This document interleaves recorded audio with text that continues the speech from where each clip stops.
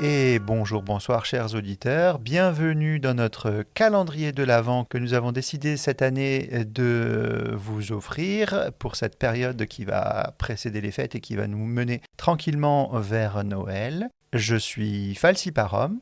Et moi, Bloody Nurse. Moi, Bookie Nurse. Moi, Falchistera. Et moi, Bloody Muse. Bonjour les enfants, et donc chers auditeurs, vous avez pu voir que ça va être un enregistrement collaboratif avec les enfants du podcast Medicine City. Nous avons préparé une petite histoire en 25 journées qui vont être lues les unes après les autres par chacun d'entre nous. On va alterner, je vais commencer, puis ça va être Bloody Nurse, et puis ensuite Bookie Nurse, puis Falchistera, et enfin Bloody Muse, et jusque le 25 décembre jusqu'à Noël, donc nous allons vous égrener cette histoire qui, j'espère, vous plaira. Vous êtes prêts ? Oui. Oui. Oui. Oui. Alors, c'est parti pour le jour numéro 1. Le pas de porte. La neige faisait un bruit feutré contre la verrière des urgences, comme si le ciel voulait parler à voix basse. Élise posa sa valise juste à l'intérieur du sas et attendit que la porte se referme, emportant avec elle l'odeur métallique du froid. L'hôpital de la vallée, petit, carré, planté au milieu des sapins, avait l'air d'un jouet oublié sur une table blanche. Elle ne se sentait pas à sa place dans ce décor. Trop neuve, trop lourde de fatigue, mais le bip lointain d'un scope la rappela vers la lumière des couloirs. « Interne » demanda l'infirmière d'accueil sans lever la tête. « Élise Morel, je prends mon poste aujourd'hui. Bienvenue au bout du monde, docteur. Le chef vous attendra plus tard. Pour l'instant, box 2, dyspnée et bronchiolite à surveiller. Vous trouverez votre casier dans le vestiaire s'il n'est pas gelé. » Élise acquiesça, prit la blouse, trop large, et, presque en courant, traversa le couloir. Les murs portaient des guirlandes de papier faites par les enfants du service pédiatrique. Des étoiles un peu tordues, des sapins hésitants. L'une d'elles vibra au passage du courant d'air, et elle eut la sensation absurde que l'étoile la suivait du regard. Au box 2, la respiration sifflante d'un petit garçon occupait tout l'espace. L'infirmier, bonnet de laine encore sur la tête, brandit un saturomètre. C'est Timéo, 3 ans. Ça remonte doucement. Élise prit le stéthoscope, colla les membranes froides sur le petit thorax. Les râles crépitaient comme un feu qui refusait de s'éteindre.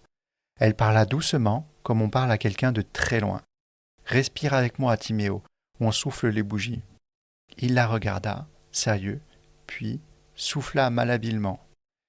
Les chiffres clignotèrent, 92, 93, 94, et s'installèrent à 95%.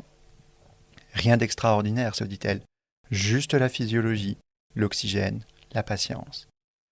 Quand elle ressortit, une silhouette était assise près de la baie vitrée du couloir, silhouette qu'elle n'avait pas remarquée en arrivant. Un vieil homme au manteau trop grand, une écharpe bordeaux, les mains croisées sur une canne. Rien d'un patient pressé, plutôt quelqu'un qui attend quelque chose depuis longtemps. « Bonjour », dit-elle par réflexe professionnel. Il se tourna vers elle. « Bonjour, docteur Morel. » Elle se figea un instant. « On ne s'est pas présenté ?» Un demi-sourire effleura sa bouche. On finit toujours par se connaître ici. C'est la magie des lieux fermés.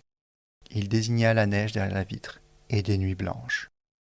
Avant qu'elle ne trouve quoi répondre, le bip d'un autre scope appela, sec, insistant.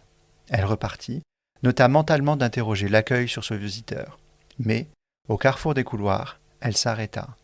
Un souffle froid venait de glisser le long du mur, alors que toutes les portes étaient closes. Avec ce courant d'air, une odeur très légère de cannelle et d'orange traversa l'air stérile, incongru comme un souvenir d'enfance. Sur le comptoir infirmier, au milieu des pansements et des étiquettes, quelqu'un avait déposé une petite carte cartonnée, ourlée et d'or. Élise la retourna.